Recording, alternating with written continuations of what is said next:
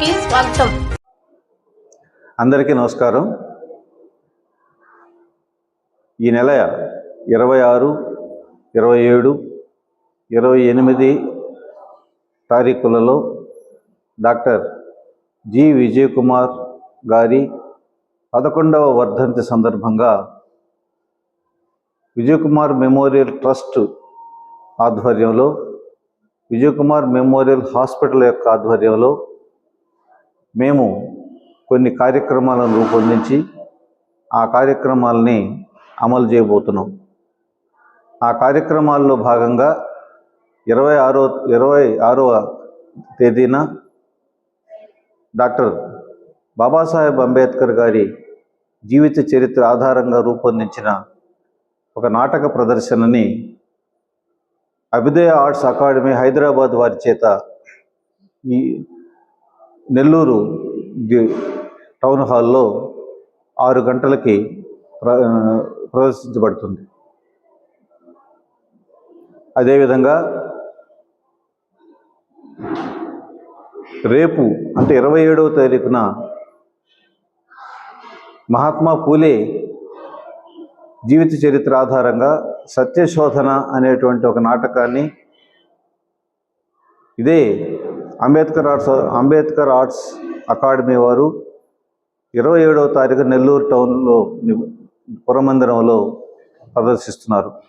28న గౌతమ బుద్ధుని జీవిత కథని బుద్ధం శరణం గచ్చామి, సంఘం శరణం గచ్చామి అనేటువంటి ఆ త్రిరత్నాలు ఏదైతే ఉన్నాయో ఆ త్రిరత్నాల ఆధారంగా ఏర్పరిచినటువంటి ఆ నాటకాన్ని ఇదే సంఘం వారు 28వ తారీఖున ప్రదర్శిస్తున్నారు. అయితే మేము విజయ్ కుమార్ మెమోరియల్ ట్రస్ట్గా ఇటువంటి కార్యక్రమాలని తీసుకోవడానికి గల కారణాలను గురించి నేను కొంత ప్రజలకు వివరణ ఇవ్వాలని అనుకుంటున్నాను.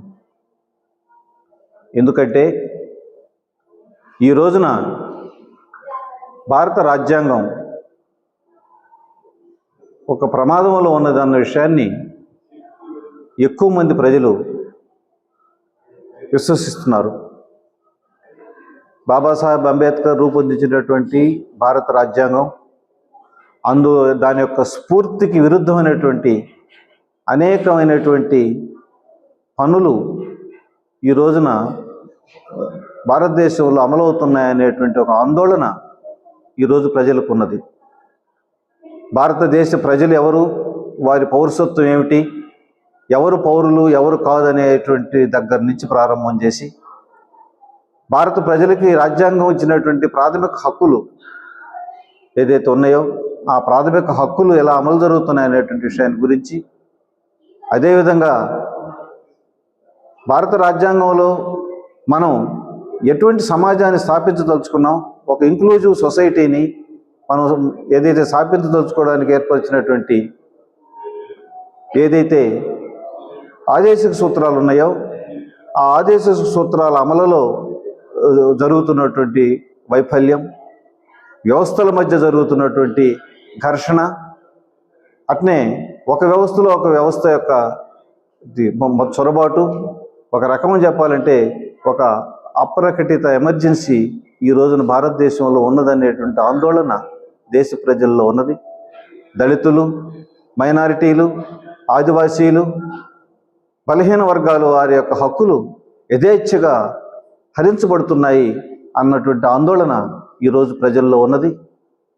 అందువల్ల మనం డాక్టర్ బాబాసాహెబ్ అంబేద్కర్ జీవిత చరిత్రని ఈ రోజున ప్రజల దృష్టికి తేవడం ద్వారా వారు ఈ రాజ్యాంగాన్ని ఏ లక్ష్యంతో రూపొందించారు, ఈ మొత్తం రాజ్యాంగానికి ఆయన రచనా సంఘం అధ్యక్షుడిగా ఉండడమే కాదు, ఈ రాజ్యాంగ లక్ష్యాలను నిర్ణయించడంలో, ఈ రాజ్యాంగ లక్ష్యాలని ఆయన నిర్దేశించడంలో ఆయన ఏ భావాలకి ఆయన అంకితమైనాడు, ఆయన మనకి ఏం చెప్పదలుచుకున్నాడు భారత రాజ్యాంగం ద్వారా అన్న విషయాన్ని మనం చెప్పాలన్నట్టయితే ఆయన జీవిత కథని ప్రజల దృష్టికి తీసుకుపోవడం అవసరం అని చెప్పి మేము అనుకున్నాం. అందుకని మేము బాబాసాహెబ్ అంబేద్కర్ యొక్క జీవిత కథని ఒక ప్రసిద్ధమైనటువంటి నాటక సంస్థ ద్వారా మేము ప్రదర్శించడం ద్వారా ఈరోజు రాజ్యాంగం యొక్క మౌలిక విలువల్ని ప్రజల దృష్టికి మేము తేవాలని చెప్పి మేము అనుకుంటున్నాం. ఎందుకంటే ప్రజాస్వామ్యం, శాంతి, స్వేచ్ఛ, సమానత్వం, సోదరత్వం, సహోదరత్వం ఈ అన్నిటినీ ఆధారంగా ఒక ఇంక్లూజివ్ సొసైటీని, ఒక ఆదర్శవంతమైనటువంటి సొసైటీని, సమాజాన్ని, అందరికీ సమాన అవకాశాలు, ఇక్కడ ఉన్నటువంటి ప్రకృతి వనరులు, సమాజ వనరులు అందరికీ చెందాలనేటువంటి ఒక మహదాశయం, ఇటువంటి ఆశయాలతో రూపొందించినటువంటి రాజ్యాంగం బాబాసాహెబ్ అంబేద్కర్ ఇచ్చాడు మనకు. అందుకని వారి ఈ విలువల గురించి చెప్పడం అనంటే అంబేద్కర్ యొక్క జీవితం గురించి చెప్పడమేనని ఈ ట్రస్ట్ భావించినందువలన మేము ఈ ప్రోగ్రాం పెట్టాం. అదేవిధంగా అయితే వీటన్నిటికంటే ముందు మేము చెప్పవలసింది అసలు వీటికిను విజయ్ కుమార్కి ఏం సంబంధం అనే విషయాన్ని కూడా చెప్పాలి నేను. ఎందుకంటే విజయ్ కుమార్ ఒక ప్రజా వైద్యుడు, విజయ్ కుమార్ ఒక గొప్ప వక్త, విజయ్ కుమార్ ఒక మేధావి, విజయ్ కుమార్ ఒక ఉద్యమకారుడు, విజయ్ కుమార్ ఒక ఆదర్శవంతమైనటువంటి ప్రజా ఉద్యమాలు నిర్మించినటువంటి వ్యక్తి. వారికి వైద్యుడుగానే కాదు ఈ సమాజం పట్ల చాలా బాధ్యత ఉన్నది. ఇక్కడ కులవివక్ష వ్యతిరేకంగా ఆయన పోరాడాడు, ఇక్కడ ప్రకృతి వనరుల్ని దోపిడీకి వ్యతిరేకంగా ఆయన పోరాడాడు. ఆ రకంగా సమాజం పట్ల, సమాజంలో జరుగుతున్నటువంటి అంశాల పట్ల విజయ్ కుమారు స్పందించినటువంటి తీరు ఈ ట్రస్టుని కూడా నడిపిస్తుందని చెప్పి మేము మనవి చేస్తూ ఉన్నాం.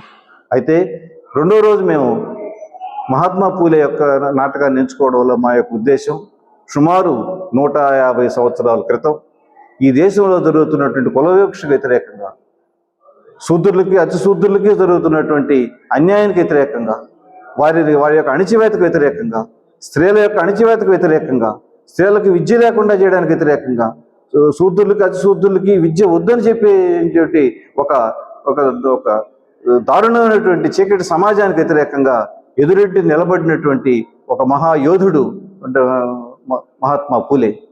వారి యొక్క మొత్తం జీవితం మనం గనక చూసినట్టయితే వారు ఏ విలువల కోసం అయితే పోరాడారో అదే విలువలు, అదే సమస్యలు నేటికి కొనసాగుతున్నాయన్న విషయాన్ని మనకు స్పష్టంగా అర్థమవుతున్నది. విద్య వ్యాపారం అయిపోయింది. ఈరోజు స్త్రీల మీద దాడులు పెరిగినాయి, కుల వివక్షలు పెరిగినాయి, రూపాలు మారినాయే తప్ప ఈరోజు ఆ రోజు మహాత్మా పూలే ఏ సమస్యలు ఎదుర్కొన్నాడో అదే సమస్యలు వేరే రూపాల్లో ఈరోజు సమాజంలో అమల్లో ఉన్నాయి. వాటికి వ్యతిరేకంగా కూడా ప్రజలను సమీకరించవలసినటువంటి బాధ్యత విజయ్ కుమార్ ఆలోచనలతో నడుస్తున్నటువంటి మాలాంటి వాళ్ళకు ఉంది కాబట్టి, ట్రస్ట్కు ఉంది కాబట్టి మేము ఆయన యొక్క నాటకాన్ని కూడా ప్రదర్శించాలని చెప్పి అనుకున్నాం.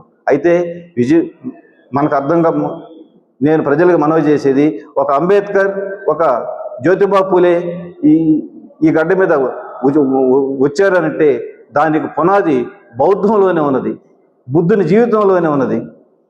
ఈరోజు బౌద్ధం ప్రతిపాదించినటువంటి త్రిరత్నాలు కానివ్వండి, అష్టాంగ మార్గాలు కానివ్వండి, చతుర్దశ సత్యాలు కానివ్వండి, లేదా అనిత్యవాదం కానివ్వండి, లేదా కార్యకారణ సిద్ధాంతం, అనాత్మవాదం కానివ్వండి, ఏదైతే మౌలికమైనటువంటి బౌద్ధ విలువలు అయితే ఉన్నాయో, బౌద్ధ సిద్ధాంతాలు అయితే ఉన్నాయో ఆ సిద్ధాంతాల ఆధారంగానే, ఉత్ప్రేరకంగానే ఆ సిద్ధాంతాల నుంచి స్ఫూర్తి పొందే ఒక అంబేద్కరు, ఒక పూలే వచ్చారు. అందువలన వారే అంబేద్కర్ గారే చెప్పారు, నాకు గురువులు 3 అని చెప్పారు. 1 బుద్ధుడు, 2 పూలే, 3 కబీర్ అని. కాబట్టి ఈ పునాది విలువలు, ఈ సమాజంలో ఉన్నటువంటి ఈ పునాది విలువలు, ఈ మౌలిక విలువలని మనం గనక ముందుకు తీసుకురావాలంటే ఆ మౌలిక విలువల కోసం తమ జీవితాలు అంకితం చేసినటువంటి ఆ మహానుభావుల యొక్క మొత్తం జీవితాల్ని ఈ తరానికి తెలియజేయవలసిన అవసరం ఉన్నది. ఈ తరం నుంచి ఉద్దేశపూర్వకంగా కానీ అనుద్దేశపూర్వకంగా కానీ ఈ మహానుభావుల యొక్క త్యాగాలు, వారి ఉపదేశాలు, వారి సందేశాలు మరుగున పడేటువంటి పరిస్థితుల్లో వాటిని వెలికి తేవడానికి మా వంతు చిరు ప్రయత్నంగా మేము ఈ కార్యక్రమాన్ని నిర్వహిస్తున్నాం. అందుకు అనేక ప్రజా సంఘాలు, అనేక మంది వ్యక్తులు, అధికారులు మా యొక్క ప్రయత్నాన్ని మొత్తం ప్రోత్సహించి మాకు మద్దతుగా నిలబడ్డందుకు, ఈ యొక్క కార్యక్రమం మొత్తం తుదికంట జయప్రదంగా అయ్యేందుకు మొత్తం ఉండేటువంటి ప్రజలందరూ కూడా సహకరించి మా యొక్క మొత్తం ప్రయత్నాన్ని మీరు స్వాగతిస్తారని నేను మనవి చేస్తున్నాను.